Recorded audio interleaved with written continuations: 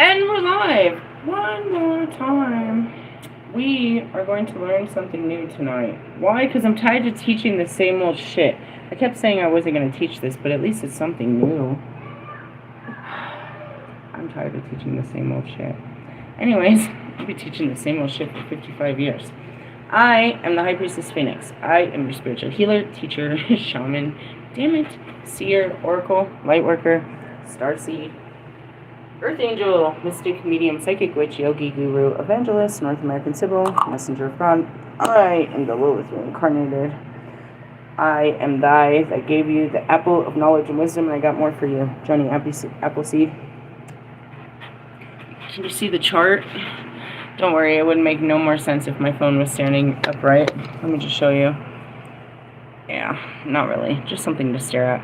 We're really not going to read much off that chart. I just needed some kind of visual representation of the bullshit.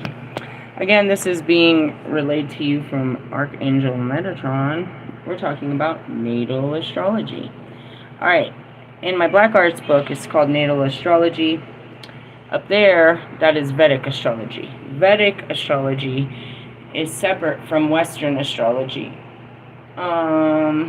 They didn't have all the planets and some other stuff, and it was based longer, they just didn't have all the planets. The planets weren't part of our solar system. But I'm just going to break this all down completely. I'm not even going to give you a background. I'm going to break it completely down for you. When you're born, based on the stars' alignments, where the planets are located, and what houses, all of that, what day of the week it is, what time, and your actual physical location. Based on now that is a cosmic DNA blueprint of where you've been and where you're going. Really? Based on the planetary, the planets in your natal chart. Damn, I should probably pull mine out.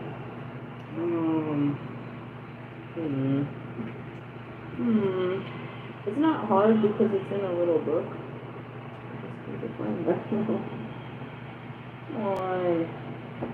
I really don't know where that little book is right now. Okay, we'll get back to that. Let me just start reading. We and the cosmos are one. The cosmos is a vast living body of which we are still parts. The sun is the great heart whose tremors run through our smallest veins. The moon is the great gleaming nerve center from which we quiver forever.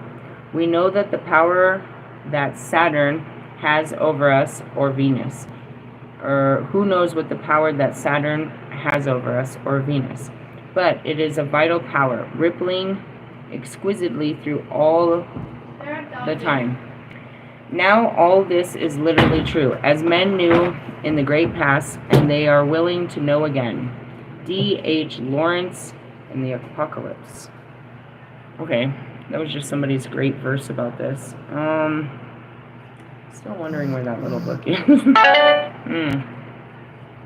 Confirmations. Alright, in natal astrology, your character and destiny are analyzed in terms of position of the planets in the sky at the moment of your birth. These positions are mapped in your birth chart or horoscope. It has often been argued that the moment that you were conceived marked the beginning of your life and should be taken as a basis, but that would obviously be difficult. The time of conception is usually not known and cannot be calculated back from the time of birth. Besides, as an American astrologer explains, when a baby draws its first breath, he inhales air and casual substance of the planet Earth and becomes an independent being. Until that moment of birth, he is merely a part of his mother. The astrologer needs to know the exact time of birth, which creates difficulty because you may not know it, and the difference of a little as an hour can make a considerable difference in the position of the planets in your birth chart. Really? Yeah, they're moving. Mom, do you know when you were born? Yes, I do. To the exact moment. It's on your birth certificate. It tells you exactly what moment you were born. And on your death certificate will tell the exact moment you die. Dun dun dun. They call it. I mean, when they can. They don't. They try to, like, if they find your body later, there's a different situation there. Let's see. Dun, dun. What does it say? One solution to this draw is called a Hindu chart, which uses the time of sunrise on your birthday and the theory that the planetary position at the beginning of the day on which you began to give a rough indication of your personality and future. But most astrologers say that the indication is too rough, that they prefer the process of rectification. Okay? In rectification, charts are drawn for several likely birth moments. If you know you were born in the early morning, the astrologer can chart the position of the planets for each hour from midnight to 6 a.m. Stop right there. Bye-bye. It's not in this book. I'm not going to go digging through my books because I'm still trying to find the little one. I can show you how the planets rule over specific. They go in the chart. So in essence, I want to point that out. We're about to go into that 711's right behind it. And 17 is my biggest numbers. Got me all thrown off with this. The planets are moving through each of the hours, so you should be flowing differently through each hour. I don't have that chart right now to show you how each planet rules over each hour of the day and which days of the week. I do have on this chart in front of you which planets rule over the day. So Sunday is Sun, the soul. Monday is Moon, or the mind. Tuesday is Strength, your Mars. Mercury is Wednesday, the speech giver, Hermes and all that shit. Thursday is Jupiter, knowledge and happiness. Friday is Venus, potency and all that. Saturn is Saturday, grief and fucking limitations and all that shit. Alright? So, I just want to show you that. They can pinpoint where the planets were based on that. Your birth chart will tell you the exact time and location. I mean, your birth certificate. If your astrologer's prediction never seemed to come true, perhaps you've been misinformed about the time on your birth chart. By using a different time, the astrologer can provide more accurate prediction, and he will cheerfully go on to claim that he has discovered the correct time of your birth into the bargain. Rectification is not new. The eminent 16th century, who gives a shit? When the moment of birth, real or rectified, has been determined, the astrologer charts the position of the sun, the moon, and the planets in the sky at that moment. There is a good deal of disagreement among the astrologers about the influence of the sun and the moon. That's where it is. My sun sign, my rising, my this and that. What the fuck? It is accepted that the sun is the most important of the heavenly bodies, has a dominating influence on your chart. But some authorities say that the sun rules over the inner self and the moon the outer self, while others say it's the other way around. The sun is the world's powerhouse, the creator of light and heat, and it's said to influence man's creative power, vitality, will, and ambition. Since the discovery that the sun still stays still while the planets revolve around it, many astrologers have concluded that the sun's position in the sky of your birth chart is the principal factor in creating your real self, the basic temperament which remains the same through the vicissitudes and qualities and abilities which are central to your nature. Other astrologers, however, emphasize the sun's role in creating the lightened or conscious part of your mind and the outer personality, appearance, and physical characteristics. Those who see the sun as the ruler of the real self take the moon as the mistress of the outer personality. The moon reflects fluctuation, change, growth, decay, ebb, flow, and superficial relations, feelings above the hard rock of your basic temperament. The moon receives light from the sun and reflects it, so it governs receptivity and response, your reaction to other people in the world around you, acquired habits and mannerisms. But, on the other hand, the moon is also traditionally the ruler of night and the depths of the mind and the inner driving force of a man's being. I need to find this in the chart. Oh my god, Maggie. There's just a lot of it. Oh, there it is. It's in the smallest little crevice. Alright, let's see. So, did you guys get your natal chart together? It's alright. I have my 12 houses on one side. So then my sun is obviously Sagittarius. And then my moon is Gemini. Alright, I'm not going to try to break that. It's easy to break if you just take away their fucking language and their names. If you take their language. Replace it with different to them, but in essence. Alright, going into it. Going into all this fucking bullshit. That's what it says. So think about it this way. Your sun is the ruler of the real self. Alright, so my real self is a Sagittarius. The moon, the mistress, my outer personality is that of a Gemini. Right? It really is, if you understand the dualities and the alignment of it. Anyways, what was reflecting in the mirror when I was made?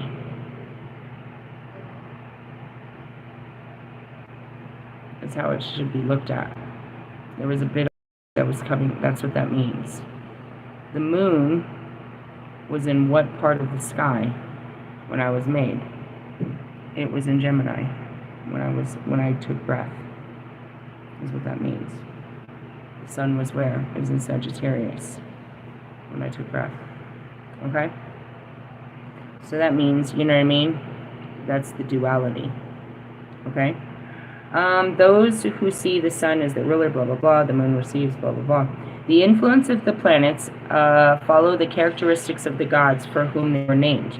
Astrologers are not naive to say that Venus rules love because of its name for the love goddess. Their argument is the other way around. After long study, ancients named Venus for the beautiful goddess of love, because they found that its influence was chiefly felt in the matters of love and beauty. The planets were not named after the gods were named after the planets. Mercury was the messenger of the gods, and the god of intelligence, eloquence, and merchandise. The planet rules your intelligence, and especially your ability to communicate with other people.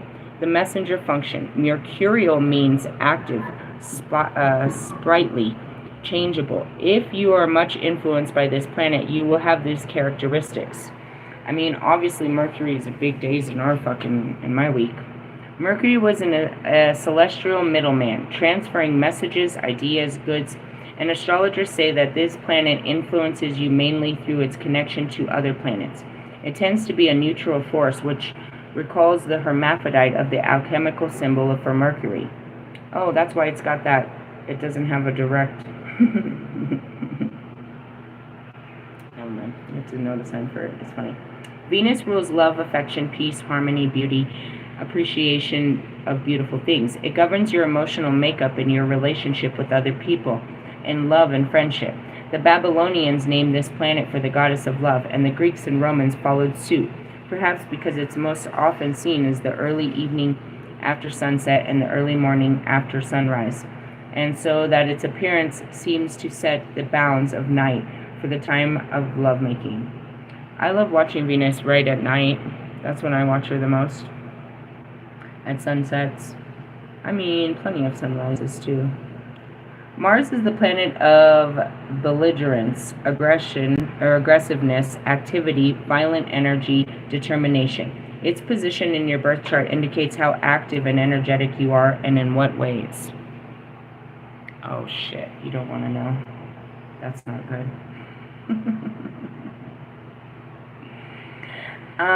This is because the Sumerians, the Sumerians and Babylonians connected the planet with blood, fire, and the god of war, probably because of its reddish color. Blood carries life and vitality. Fire is active, energetic, and destructive. Through the connection with red Mars was thought to be particularly a hot planet. And some modern astrology say that it affects your tendency to become heated in illness as well as in feelings, so that it influences your susceptibility to fever. I mean, I get heated all the time, bro. Like right now I got heated. I was like, walk away. Jupiter, named for the father and ruler of the gods and men, governs your ability to dominate, your tenacity to fatherliness and joviality. I don't know. To expansiveness and brethren of mind, and your ability to achieve prosperity and comfort. The Babylonians connected the planet with Marduk, the god who personified the sun in springtime, dyeing the land after the floods, bringing back order after chaos, and presiding over growth of crops. The result is that Jupiter is the planet of order and organization, benefits, success, money, growing crops. Observation of its challenging position in the sky is basis for astrological prediction of all fluctuations on stock market. It also rules health, and its symbol is still used to heed prescriptions. Saturn, like Mars, is traditionally an evil planet, occupied in frustrating the hopes of men and bringing up them death, failure, catastrophe, misery, and general gloom. Welcome to Saturday. This is because Romans mistakenly identified Saturn, who was originally a harmless agricultural god, with the Greek god Cronus.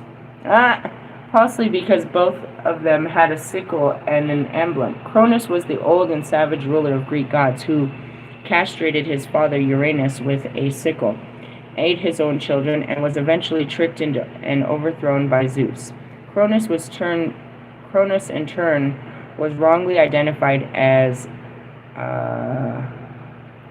Chronos, which was time, and the planet ruler in the inexplorable passing of time, which eats its own children in turning all things to dust. In addition, Saturn is cold because of its furthest from the sun, and the old planets of the black because its light is dim.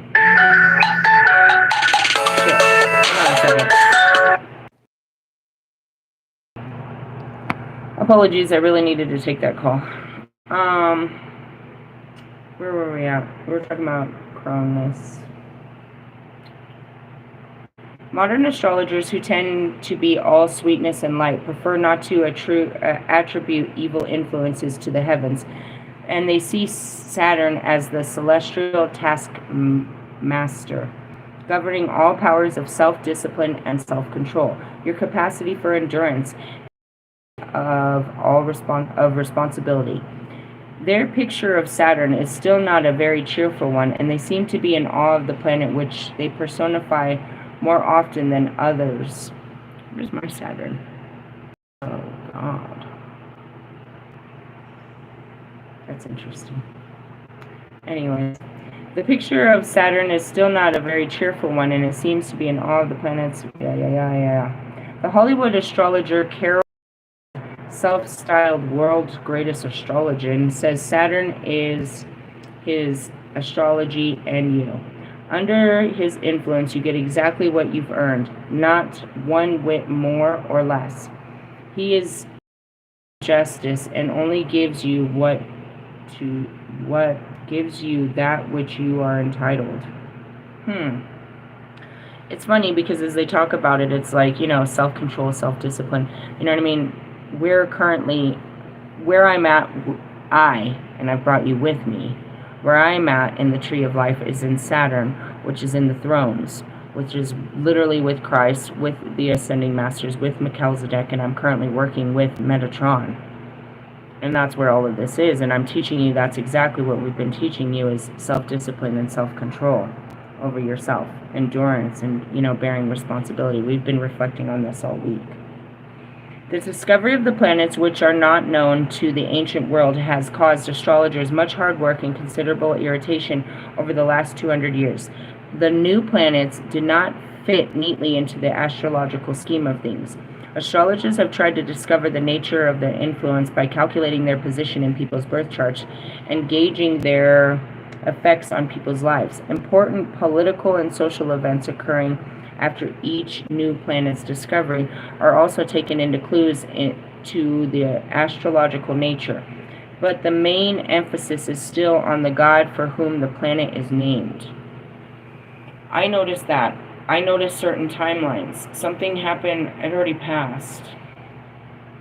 I don't know what date it was, but I noticed on that date, every time in history, terrible shit had happened.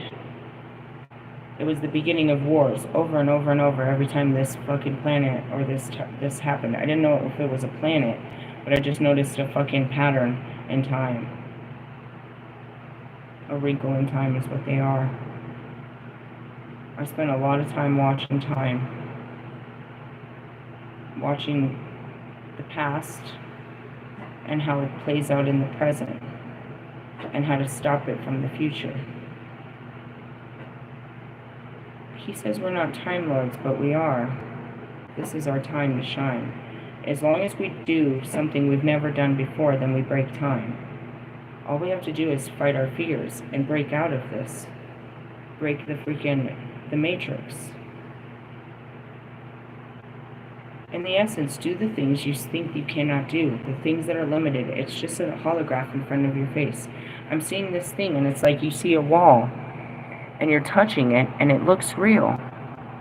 But you have to run through it for it not to be there. And that's that whole thing that Rumi says about the keyhole. You've created these doors, these locked doors in front of you, but they're not even real.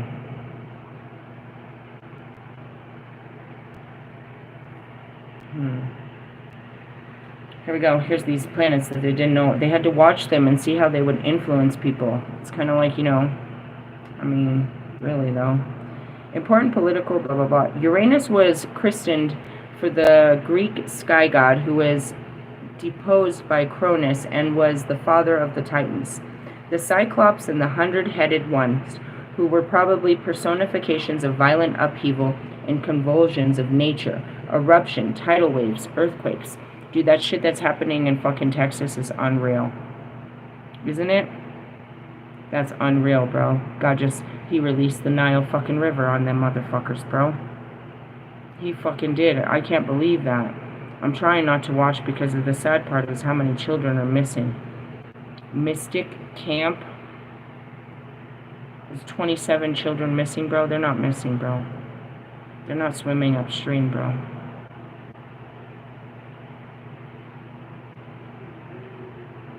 It's terrible.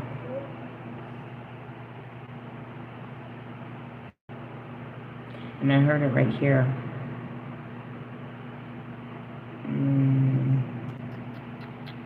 Something. One of them would, dry it all up and make it all better again.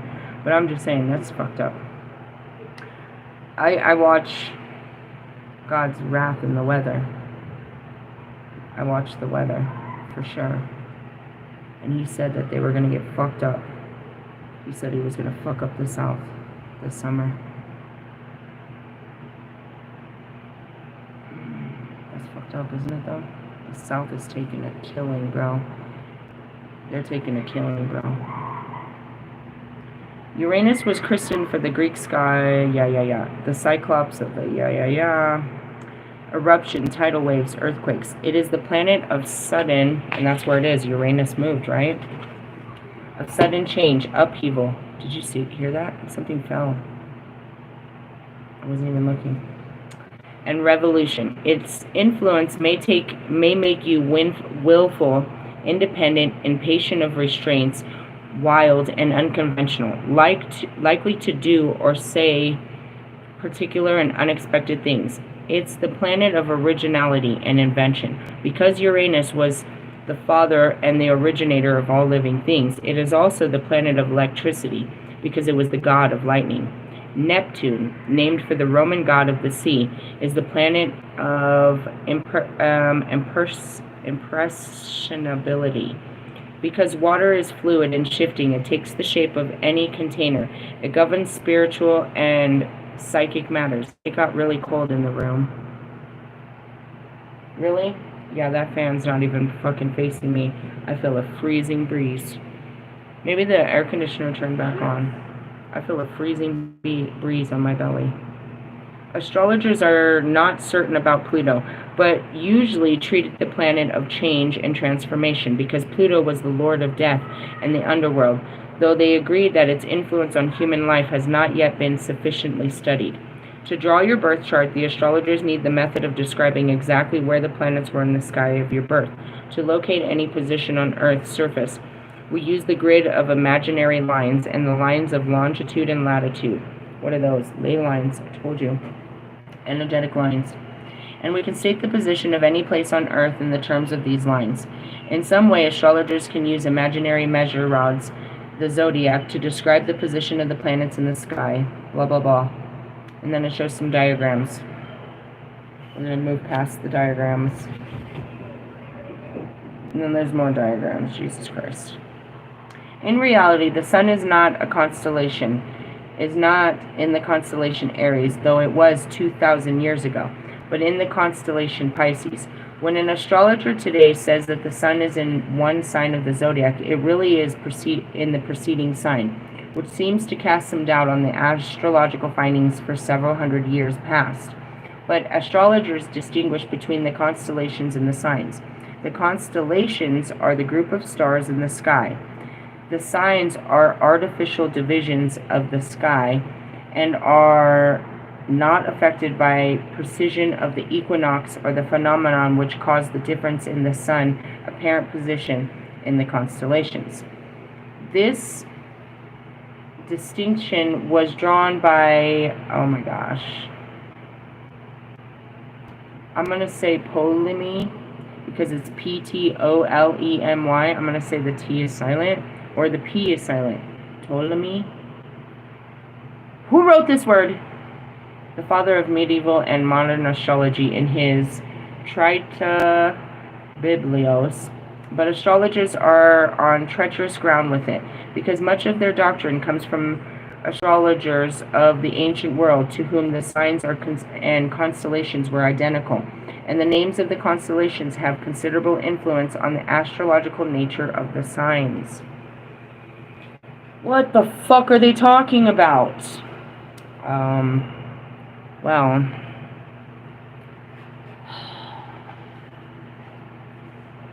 your planets, and then the astral, and then goes back to what we're learning, quantum tarot, guys. We're learning the constellations and the planets. See, they're all stuck in order because I put them in order yesterday. Who's that? King of Cups is who we pulled today. Do you see the card? Do you see the, you know what I mean? So that's who? Neptune. So understanding this, again, I'm trying to bring the correlation to you guys, is that, now, here's the deal. You have your, where the planets were in your natal chart, but then you have your 12 houses. And that's something completely different. And that's what they're talking about over here. I'm not an astrologer, I'm learning just like you. Okay, and that's how they can pull astrology, and how they can have that weekly astrology report is so very accurate, because they're basing it off of the astrology chart. They know the energy that's being pushed at us. Just like me. You really do need to know the planets are moving around there. You know, Steve's Love Tarot, he works all of his off of the planets. And he doesn't know why he's your 36th favorite. Because you don't understand the importance of the planets. He's a one of a kind to understand that. I have a Sabbath book that tells me how they're moving, but they don't catch it all. And I knew something was going on in the planets when fucking Twin Flame X reached out to me. Something's going on in the planets. Yeah, he felt it. It pushed him. He went with the energy. I just didn't know what energy he was coming from because I didn't see it. It wasn't on my chart. This guy is off the charts. He wasn't. And that's where it is. It's like you can really see what people are doing. And that's how it is. It's like we can make a prediction, but we don't know if they're going to act in it. It's in them. It's pushing them. It's literally pushing them to act like it. You know what I mean? And most people are going to act in this. This is going to be confirmation that most people do it because they'll feel it. These planets moving into it. So he has, what do you say, Uranus and Gemini. You know what I mean? Causes a certain, and that's because they studied it, and it hasn't happened. Every time it happens, they sit there and they study it. Astrologers study what this is, what kind of effect this is going to have on humanity. It's going to do it again. They just go round and round in circles, guys. They've been going round in circles since the beginning of time. So they base time on what these motherfuckers is doing. The moon, you have to know the moon because the moon is based on how much moon is reflecting. That's how much light is coming, how much they're reflecting. What's coming up? A full fucking moon. That's full light, bro. Pew! That's where they, they take the mirror and it fills. You know how you play with a mirror and you try to catch the light and then it's a full direct light? Yeah, dude, they're about to fucking zoom you. Or at least me. That's what they did to me on the full moons. It's totally fucking... I get moon washed by all the planets and shit that's about to... that it's like...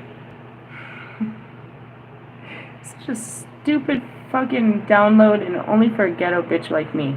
It's like when you're in jail and you use the mirror to see what's coming down the fucking... where the warden is. You're like talking. You're like looking at, your side mirrors. That's what the fucking moon is. It's a mirror. It's reflecting everything back. It's like, that's no moon. It's a fucking space station. In the essence, it is. It's just reflecting everything back at us. And ourselves. Damn thing. Turn that thing off. That would be me, goddess of the moon. I am totally a mirror of yourself. When you look at me, you look at yourself. Look at yourself. Do you see yourself? Just kidding. Alright, let's move on. Each of the signs of the zodiac is ruled by one or more of the planets, and the planets which rule a sign strongly affects the sign's characteristics. And that's where I broke that down in my Black Moon Lilith. They tell you which two signs make up a planet. For example, Scorpio and Aries make up Mars. Really? Yup. But Scorpio's over there playing around with Pluto too. Scorpios. Sagittarius and Pisces make up Pluto. Make up Jupiter. Really? Yeah. So I had to, in order to be Jupiterian again, I had to reinstate my High Priestess status and still be adventurous. Okay, well done. And, so on and so forth, and that's how it works. There's two signs to make a planet, usually, except for the later planets. They didn't have it like that. Here, they're probably going to break it down right here. Here's that weird word again.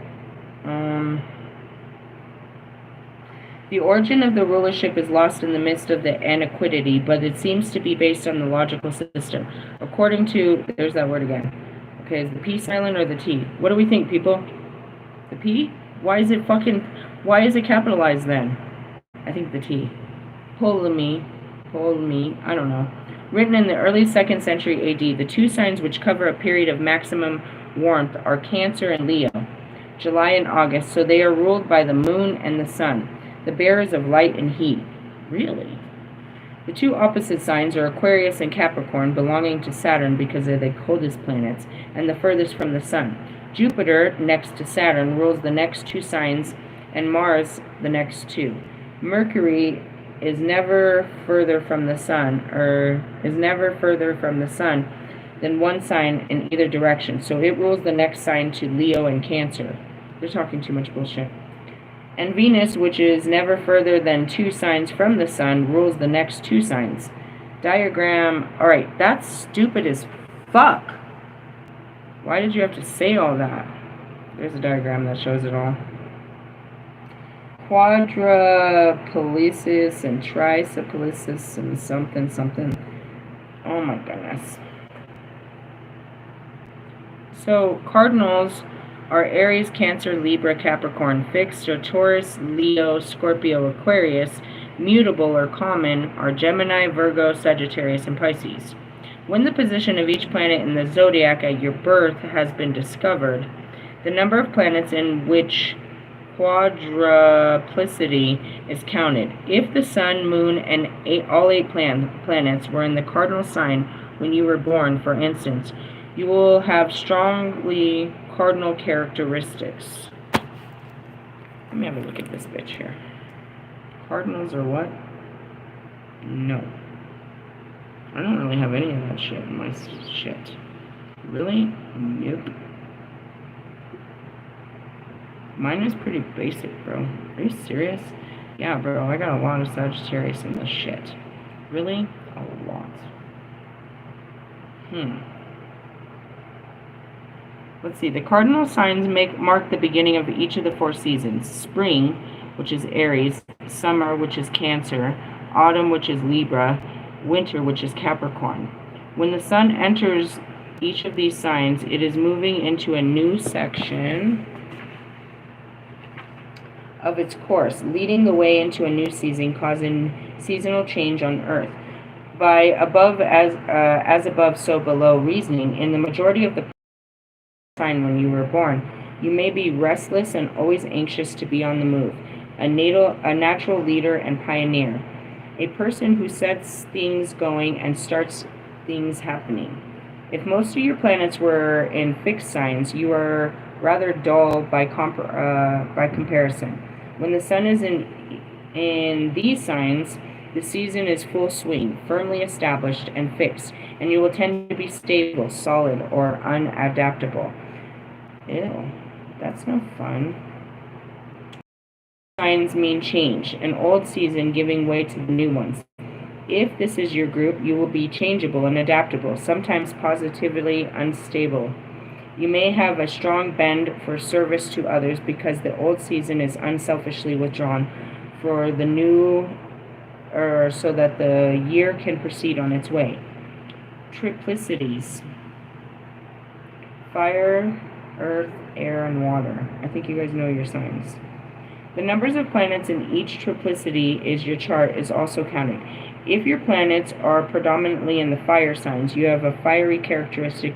You are aspiring, warm, bright, cheerful, jumpy, excitable, able to burn with passion and feeling, or better still, with a hard gem-like flame. People not of your own kind may find you extremely alarming. An earth person who is earthly dependent and solid on the ground beneath our feet, cautious, practical, tactical, and quiet, except for occasional violent eruptions, possibly limited, narrow to outlook, perhaps even a cold.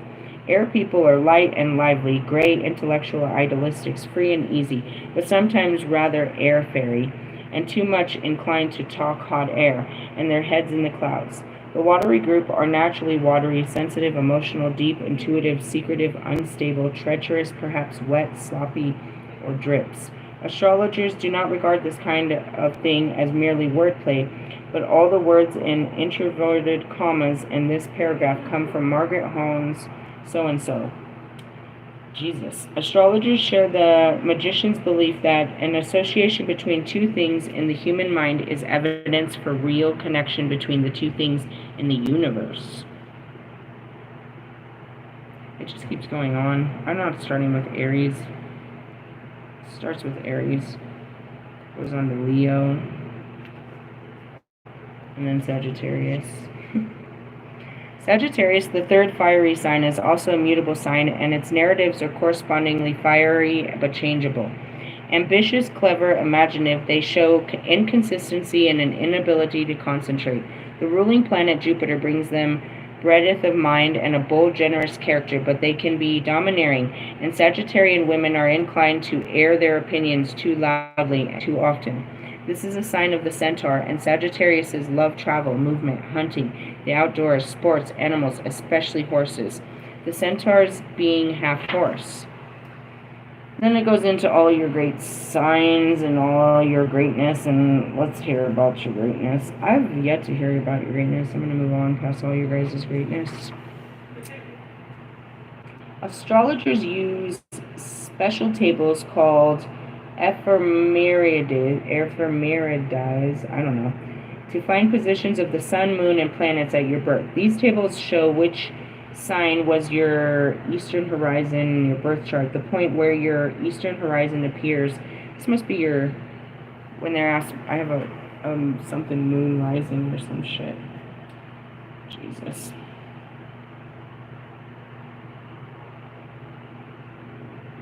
I don't want to read all this. It gets real deep. We're not becoming astrologers. I'm just trying to teach you some shit. Let's see this. All children born between January 20th and February 18th have the same sun sign, Aquarius, but they will not have identical personalities because their ascendant sign will differ with the time and place each child's birth. Their sun sign characteristics may be modified by those of any of the 11 other signs. This greatly increased the number of personality types available to astrologers. As the position of the moon and the planets also have taken into account, it is clear that the astrologers Character analysis is not simple or uncomplicated. However, two children born at the same time with a few miles from each other will have identical birth charts, which has been one of the principal arguments against astrologers for centuries. I have a birthday brother, Mike. Mike and I were born at the same hospital within a couple of hours. It's a very interesting story. He's not the only one. I've met a couple of them. Then there was Mr. Little One in San Diego. He had the same birthday as me. I've met a couple of them. It's strange. But Mike was born exactly when I was born, within a couple of hours. I talked to him. I didn't get too specific about it. We were doing a bunch of mushrooms and recording a great song. His dad was there. He was blown away by my song. I was there with Amizi. And I knew the same birthday, no big deal. But I don't know, we got into the details. And we ended up being in the same hospital. And I don't remember what time he was born, but I think it was a couple hours difference. And we were both born there. How could that happen, right? Complete strangers, right? And yet we grow up. I knew when I met him, though, I had this vision. I met him in the back of, I met him backstage of the Bone concert. I don't know, some concert. Bone was there. And Lil Wayne. And we were backstage, and I was smoking weed with, me and my husband were smoking weed with Bone. And Mike came up, and he gave us his card and invited us to his to an after party. And I turned to my husband and I told him, that guy is going to have a huge effect on my music career, or play a huge role in my music career. This was years before he even built a studio. And that was the guy that came out when I went in front of the studio and did that fucking burn. And he tried to reach out, and I was like, I would never touch your fucking energy. It's a crazy story. But how is that possible, you know what I mean? That we could find each other all those years later, just be in the same, perhaps him, maybe, no, he travels all over the place. He's just a full-on Sagittarius, just like me, almost scary. Too much alike. It's creepy. He's terrified of me. He always thinks I'm trying to do something to him. Before I even became a witch, he accused me of something like that. I offer him stuff, and he always thought I was trying to drug him or something. Maybe that was your intention. Maybe, and that could be it, dude. He always accused me of some shit like that. He wouldn't take no drinks from me. He wouldn't take no fucking, he didn't want to do mushrooms with us ever. He always accused me of trying to drug him. I think that was his guilty conscience coming out, bro. I think he drugged a couple people over there, P. Diddy. To pin down its position relative to your birth chart, blah, blah, blah, imagine a gigantic wheel. Its rims is formed by the sign of the zodiac, so it's whatever. In essence, there's no two people like you, but there's a lot of people that were, depending. It doesn't mean all of us Sagittarius, by definition of being born in that energy, we all have a certain energy to us. And that's where it is you can ask somebody their sign and have a basic outline of what kind of personality or character you're dealing with. If you know enough about astrology, you can size them up pretty quickly. And that's the same with tarot. You have 3 or 4 words that you know right away when dealing with any of the signs. And I mean, my experience has not been well. But I always said it. I was I heard them always say it must be a fucking Libra. Must be a fucking Libra. Yeah, I get that joke now. I get that. Everyone that ever talks about fucking a fucking Scorpio is oh shit. I get that joke. I get that. These two-faced fucking Geminis. I figured that one out. These oversensitive fucking Cancers. Yup. Got that one out. These fucking, oh gosh. At this point, you Aries are a fucking annoying breed. You are an annoying breed of fire. Annoying. I'm waiting, I'm trying not to manifest a Leo, but I feel it coming. Oh god. Here we go. Let's meet the worst of this brand. Anyway, so your houses. The house position of a planet is supposed to reveal the department of your life in which its influence will show itself. The departments of life are, briefly, your first house is about your personality, and your appearance. Funny enough, that's exactly what fucking what fucking Aries is all about. Your second house, money and possessions. Last I fucking checked, that's all that fucking Tauruses give a shit about. And we could keep going. Anyways, your third house is mental capacities, knowledge, self-expression, short journeys. I'm just kind of looking at mine right here as I go through this. Your fourth house is childhood environment. Okay. I'm missing numbers here. 1, 2, 3, 4. Okay.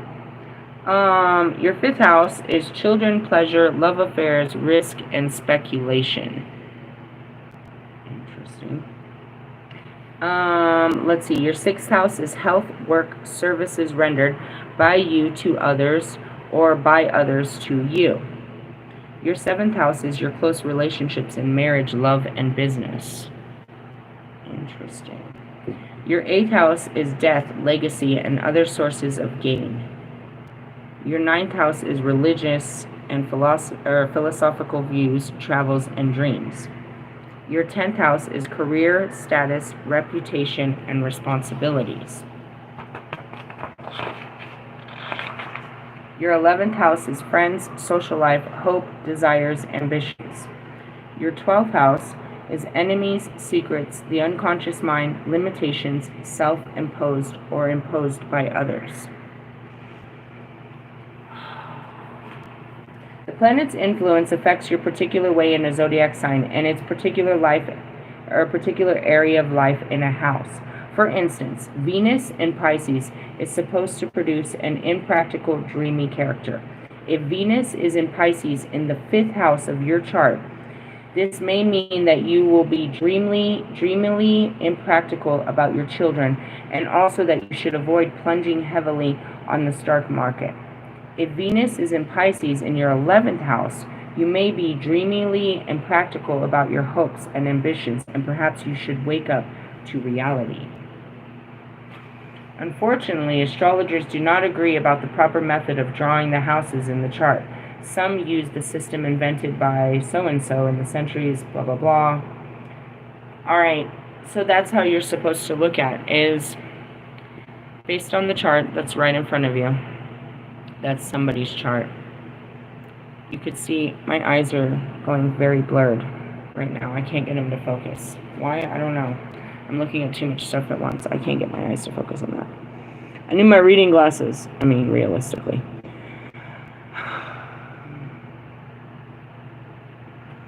The 27 lunar mansions and their meaning. Okay. It's over here. Here's the planets, the meaning of the 12 houses, right? So we just talked about your 12 houses. The first house, according to this, is destiny, physique, appearance, and brain. And they have, can I bring this closer? Do you see it? It's down there. Basic meaning of the 12 houses. So we talked about that. So you need that in your chart. That'll be in your chart too. Knowing what your planets, are. Now, they attached them to gods, minerals, herbs, Venus, Pluto, and Neptune weren't part of this, as you can see. So it makes things a little bit difficult, and that's where the arguments are. There's a lot of arguments to it. But this is what they don't want you to share, because the right person can know exactly who you are and what you're here to do. And they can fuck with you. If they know that what part of my chakras and what part of my shadows I was dealing with. They knew if I was dealing with mommy issues to go and attack my sacral. They knew my mommy issues were in my sacral. They knew if I was having trouble fucking speaking up, then to fucking, to attack my throat chakra because it's already weak. You know what I mean? If I'm being a bitch and I'm not coming out from my heart and I'm being real angry, they knew to keep attacking my heart chakra because it's weak. Stuff like that. But in essence, as you're working through it, you can work through whatever else is put on you. It just is a little bit more work. So you have a blueprint. Everybody wants to know what they're here to do. It's there. You want to take the time to understand what you're here to do. As I look at my 12 houses, they're quite interesting. I've never really looked at them. They're on the other side of the paper. There's only one double, and it's Sagittarius. But otherwise, it's well seasoned with lots to work on. But as far as my, my birth chart, no. No, not much to really work on right there. Gemini is all about communication. So communicating, having Gemini in my moon is about communicating my feelings, right?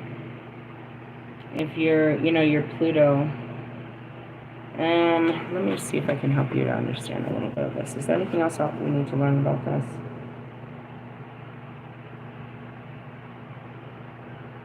Aspects, diagram.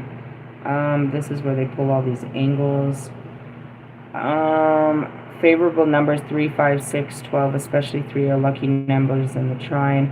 120 angle, 20 degree angle between two planets. The zodiac circled by the 3.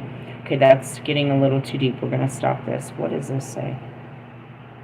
The Church of Light in Los Angeles says that Edison was bound to lose money in companies promoting his inventions because his birth Mars in the second house, money, was squared unfavorable to Uranus, inventions, in his 5th house of speculation. There are many other complications, to mention only one. The influences of the non-zodiacal constellations can be taken into account. Vivian Robinson, a leading authority on this subject, noted that constellations in the sky usually bear little or no resemblance to the objects that they are supposed to represent, but the objects turn out to be accurate symbols of the constellations, influencing on earthly life. The constellation of the dog, for example, actually influences dogs, ridiculous as it may appear. Well, we got the bear just yesterday. The influence of the constellation of Argo, named for the ship, is connected with the sea, and particularly with drowning. Argo was the 8th house of death of Shelley's horoscope, and the poet Dooley died from drowning. The constellation Hare of Bernice affects baldness. When Mars is in the constellation Andromeda, in bad aspect with the sun and moon, it causes death by hanging, decapitation, crucifixion, or impalement. Tells you a little bit too much, right? Told you. Suppose you had Jupiter and Scorpio in your 3rd house on your chart.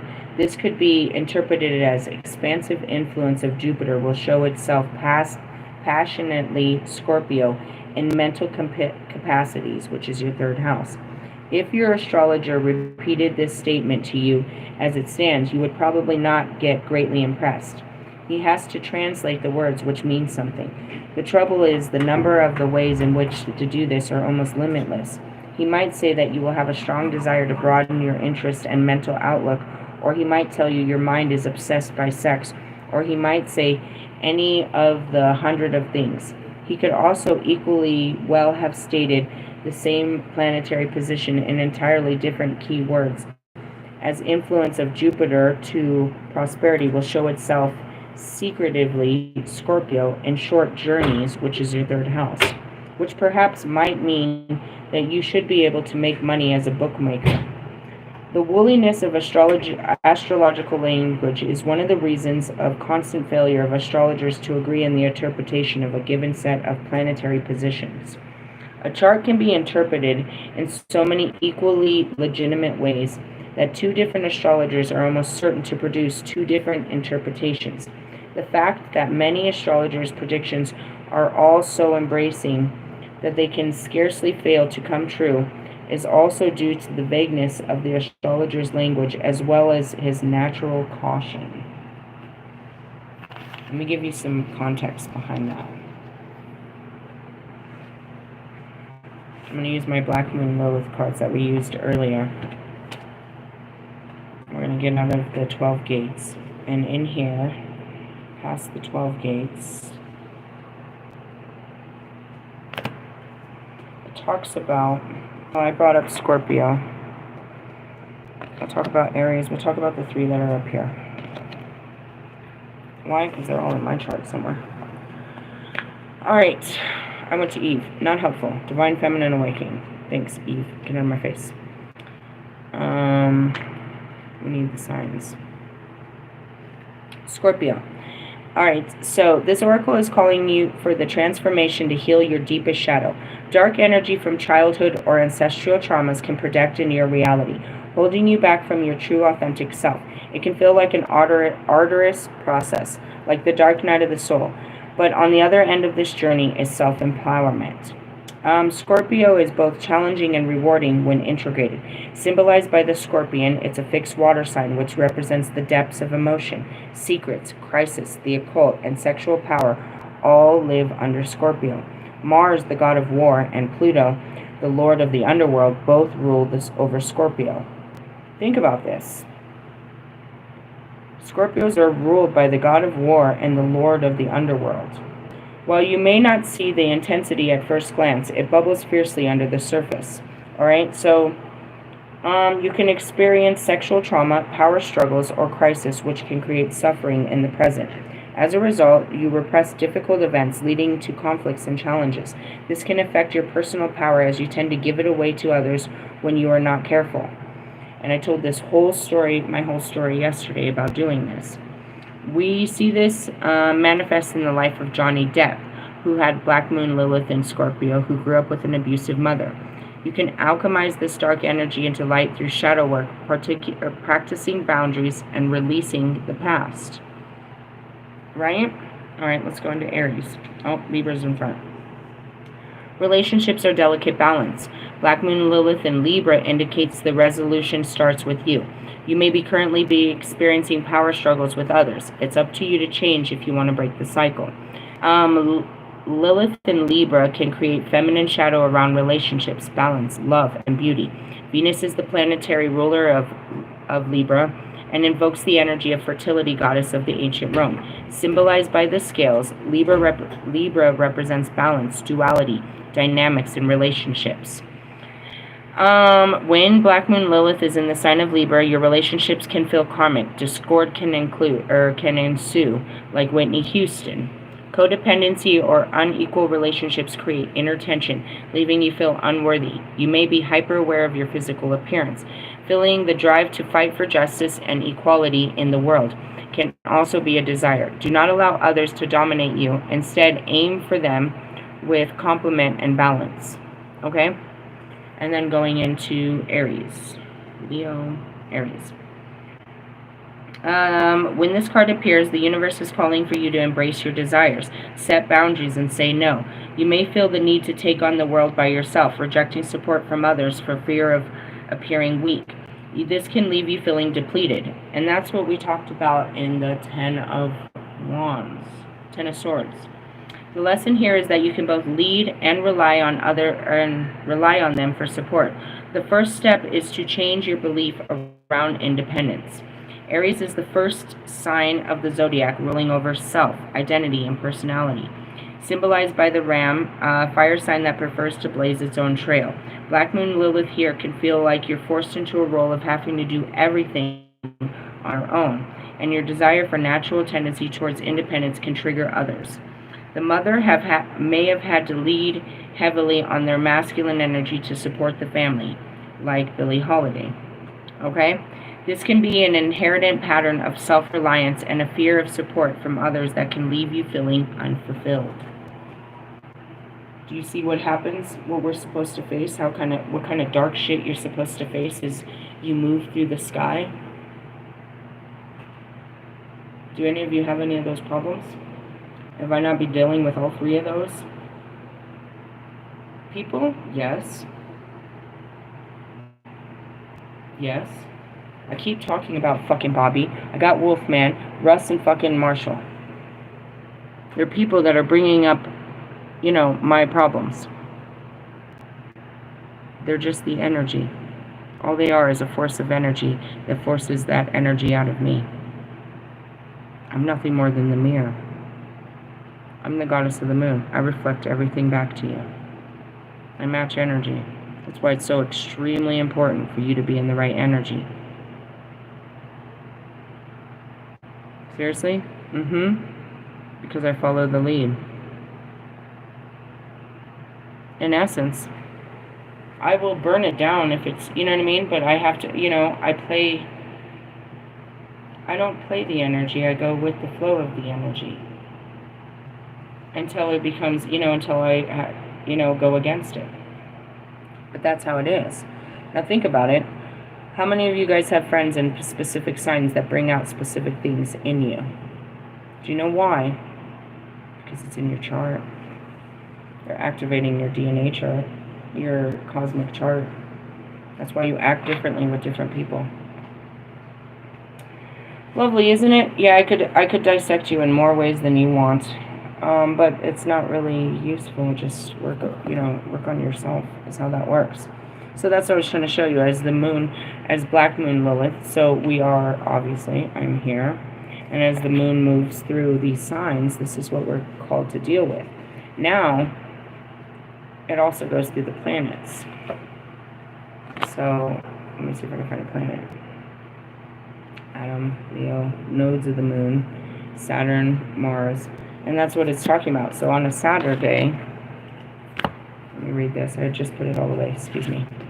28. Get out of my face, Eve. Phoenix.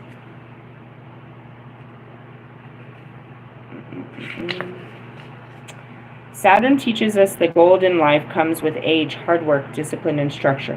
When Saturn card shows up, it's time for you to put in time, effort, and sweat. Where have you been cutting corners? Saturn is asking you to stay the course to alchemize your soul's lead in gold. Saturn in astrology brings harsh lessons, limitations, restriction, time, and wisdom. It rules over the earth sign of Capricorn and the air sign of Aquarius, right? So think about that. Aquariuses and Capricorns are very structured, okay? I know that anyways. Capricorn is associated with the authoritative and hierarchical Saturn, while Aquarius invokes the new structure and innovation of the future. Saturn is associated with the archetype of the Father Time and was the final outer planet in ancient astrology prior to the modern planets of Uranus, Neptune, and Pluto.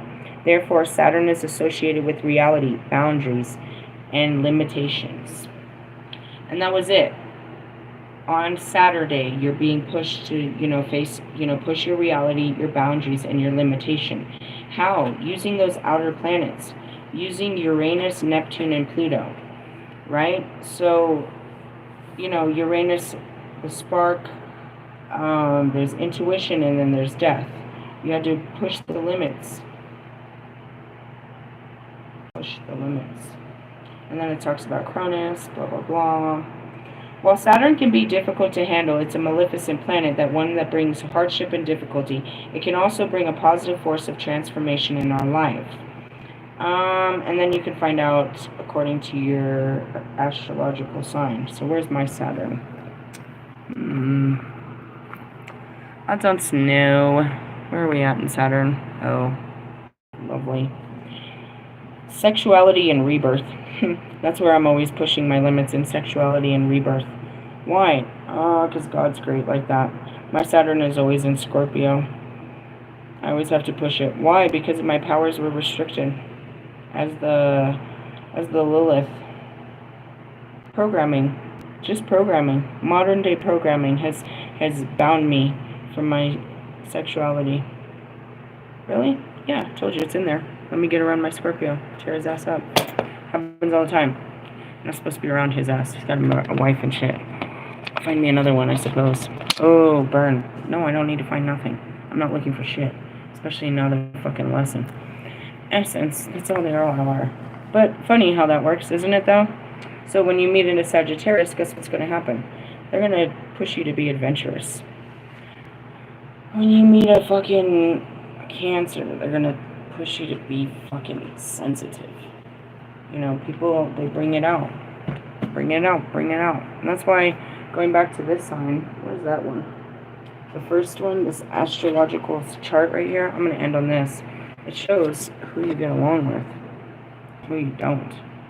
I mean, I'm just going to talk about me and not you. Alright, Sagittarius. I get along excellent with Geminis, Libras, Leos, and Aries.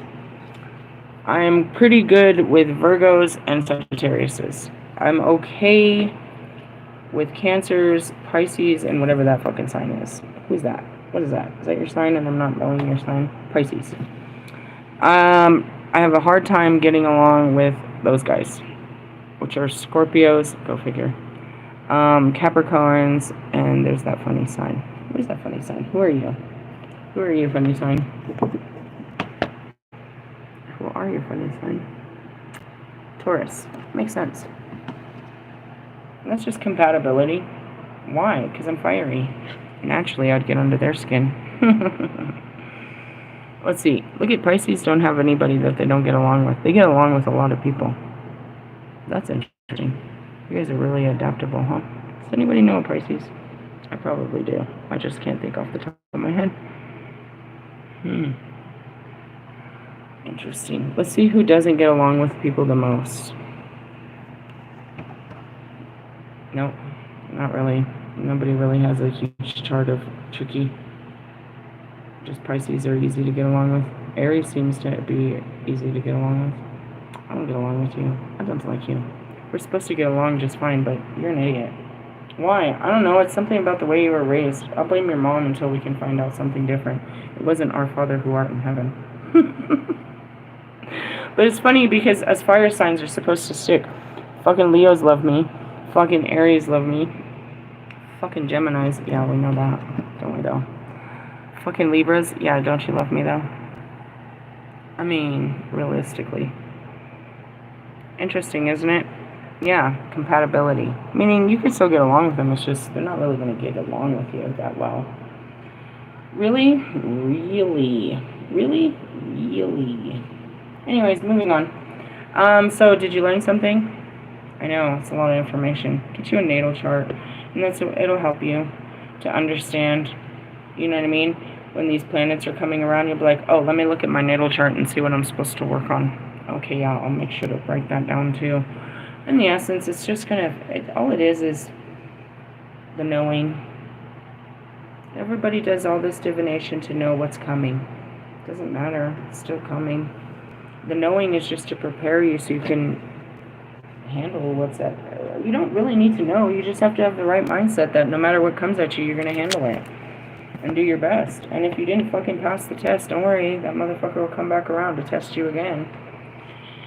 Really, pretty much.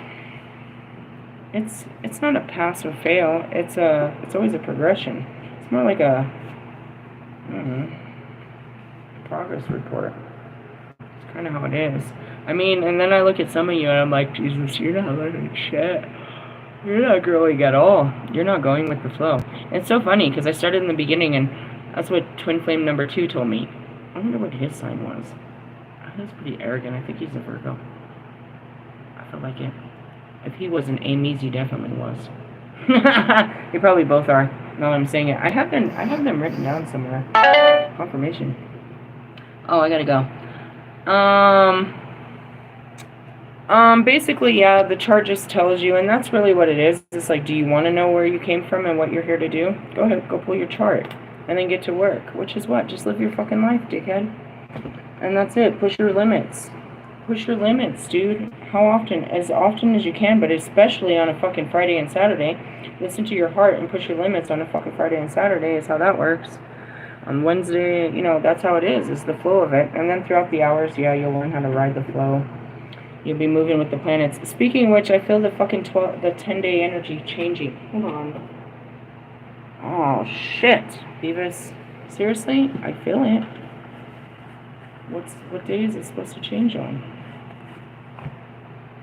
I don't know. Give me a second. We're about to start a new year. Really? Yeah. July 9th. I'm right in between. How come I feel it so heavy? What's today?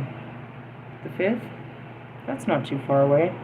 If you figure I'm 2 days in the future, that should be about right. July 9th will align right in between the two portals.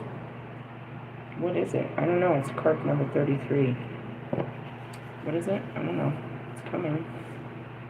Illumination and revelation. That sounds about right. That has to do with Uranus and Gemini. Alright, so did you get it? Do you understand? Okay, now wait a minute. Wait a minute. What about the tree of life and those planets? Does that make anything? Does that change the perspective a little bit too? That when you're entering Saturn, you're facing your Saturn. When you're entering Jupiter, you're facing your Jupiter.